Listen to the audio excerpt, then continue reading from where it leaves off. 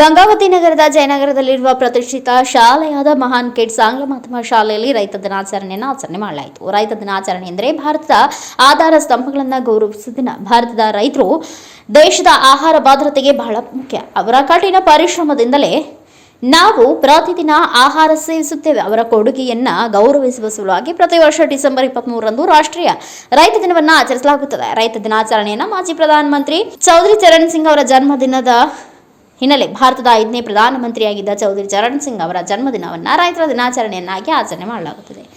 ಅವರು ರೈತರ ಹಿತದೃಷ್ಟಿಯಿಂದ ಅನೇಕ ಕಾರ್ಯಕ್ರಮಗಳನ್ನು ಹಮ್ಮಿಕೊಂಡಿದ್ದರು. ದೇಶಕ್ಕೆ ಅನ್ನ ನೀಡುವ ರೈತ ಪ್ರಸ್ತುತ ದಿನಮಾನಗಳಲ್ಲಿ ಬೆಂಬಲ ಬೆಲೆ ಇಲ್ಲದೆ ಸಂಕಷ್ಟದಲ್ಲಿದ್ದು ಆಹಾರ ಭದ್ರತೆ ಕಲ್ಪಿಸುವ ರೈತಾಪಿ ವರ್ಗಕ್ಕೆ ಸರ್ಕಾರ ವಿಶೇಷ ಯೋಜನೆಗಳನ್ನು ರೂಪಿಸುವುದರ ಮೂಲಕ ರೈತರ ಹಿತ ಕಾಪಾಡಬೇಕಿದೆ ಎಂದು ಮಹಾನ್ ಕಿಡ್ಸ್ ಶಾಲೆಯ ಮುಖ್ಯಸ್ಥರಾದ ನೇತ್ರಾಜ್ ಗುರುವಿನ ಮಠ್ ಹೇಳಿದರು.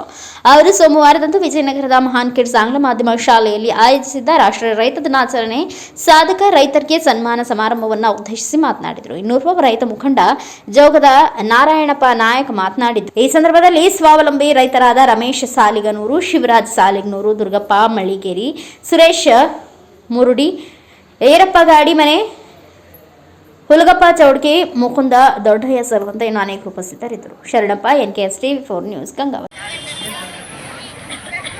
ರೈತರ ದಿನಾಚರಣೆಗೆ ನಮ್ಮ ಶಾಲೆಯಲ್ಲಿ ಒಂದು ಚಿಕ್ಕದಾದ ಸನ್ಮಾನ ಕಾರ್ಯಕ್ರಮವನ್ನು ಹಮ್ಮಿಕೊಂಡಿದ್ದೀವಿ. ಈ ಕಾರ್ಯಕ್ರಮಕ್ಕೆ ಆಗಮಿಸಿರುವಂಥ ಜೋಗದ ನಾರಾಯಣಪ್ಪ ಅವರು ಮತ್ತು ಹನುಮಂತಪ್ಪ ಸಾಲಿಗನೂರು ಅವರು ಮತ್ತು ಸುರೇಶ್ ಮರಡಿ ಅವರು, ಹಾಗೆ ಹೊನ್ನೂರು ಸಾಬ್ ಅವರು, ಆಮೇಲೆ ದುರ್ಗಪ್ಪ ಮಳ್ಳಿಕೇರಿ ಅವರು, ದ್ವಾರಕಯ್ಯ ಅವರು, ಹಾಗೂ ಸಾಲಿಗನೂರು, ಹಾಗೆ ಶಿವರಾಜ್ ಸಾಲಿಗನೂರು. ಸೊ ಇವರೆಲ್ಲ ರೈತರಿಗೆ ಮಹಾನ್ ಕಿಡ್ಸ್ ಶಾಲೆಯ ವತಿಯಿಂದ ತುಂಬ ಹೃದಯದ ಧನ್ಯವಾದಗಳನ್ನು ಅರ್ಪಿಸ್ತಾ ಇದ್ದೇನೆ. ಆಚರಣೆಯ ಶುಭಾಶಯಗಳು. ಮೊಟ್ಟ ಮೊದಲಿಗೆ ಈ ಸುಂದರ ಕಾರ್ಯಕ್ರಮವನ್ನು ಆಯೋಜಿಸಿದ ನಮ್ಮ ಶಾಲೆಯ ಅಧ್ಯಕ್ಷರಿಗೆ ಅಭಿನಂದನೆಗಳು. ಏಕೆಂದರೆ ಇಲ್ಲಿ ವೇದಿಕೆ ಮೇಲೆ ಕುಳಿತಿರುವ ಎಲ್ಲರೇ ನಿಜವಾದ ನಮ್ಮ ರಿಯಲ್ ಹೀರೋಸ್ ಮತ್ತು ಸೂಪರ್ ಸ್ಟಾರ್ಸ್. ಇವರನ್ನ ಈ ವೇದಿಕೆಗೆ ಕರೆತಂದಿದ್ದಕ್ಕಾಗಿ ಈ ಶಾಲೆಯ ಅಧ್ಯಕ್ಷರಿಗೆ ಅಭಿನಂದನೆಗಳು ಹಾಗೂ ವೇದಿಕೆ ಮೇಲೆ ಉಪಸ್ಥಿತರಿರುವ ಎಲ್ಲ ರೈತ ಬಾಂಧವರಿಗೂ ಧನ್ಯವಾದಗಳು. ಒಮ್ಮೆ ಮಾಡ್ತೀವಿ ಅಂದರೆ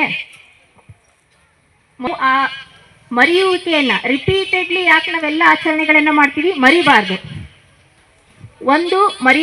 ಈಗ ಫಾದರ್ಸ್ ಡೇ ಆಗಿರ್ಬೋದು, ಮದರ್ಸ್ ಡೇ ಆಗಿರ್ಬೋದು, ಆ್ಯನಿವಲ್ ಡೇ, ನಿಮ್ಮದು ಆ್ಯನಿವಲ್ ಡೇ ಮಾಡ್ತೀವಿ ನಾವು, ನಿಮ್ಮ ಬರ್ತ್ಡೇಸ್ಗಳನ್ನು ಮಾಡ್ತೀವಿ, 15th ಆಗಸ್ಟ್, 26 ಜನವರಿ, ಇವೆಲ್ಲ ಆಚರಣೆಗಳನ್ನ ಪ್ರತಿ ವರ್ಷವೂ ನಾವು ಮಾಡಲಿಕ್ಕೆ ಕಾರಣ ಮನುಷ್ಯ ರಿಪೀಟೆಡ್ಲಿ ಅದನ್ನು ಆಚರಣೆ ಮಾಡ್ತಾ ಇರಬೇಕು. ಇನ್ನೊಂದು ಕೃತಜ್ಞತೆಯನ್ನು ಸಲ್ಲಿಸೋದು.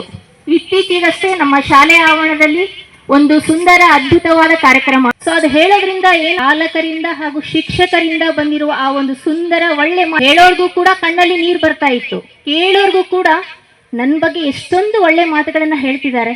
ಸೊ ನಾನು ನಮ್ಮ ಫ್ಯಾಮಿಲಿಯಿಂದ ಹಿಡ್ಕೊಂಡು ದೇಶದವರೆಗೂ ನಾನು ಕೊಡುಗೆಯನ್ನು ಕೊಡಬೇಕು ಅನ್ನೋ ಭಾವನೆ ಎಲ್ಲರಲ್ಲೂ ಹುಟ್ಟಿತ್ತು.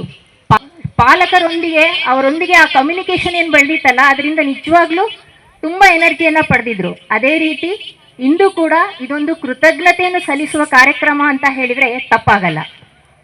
ನಮ್ಮ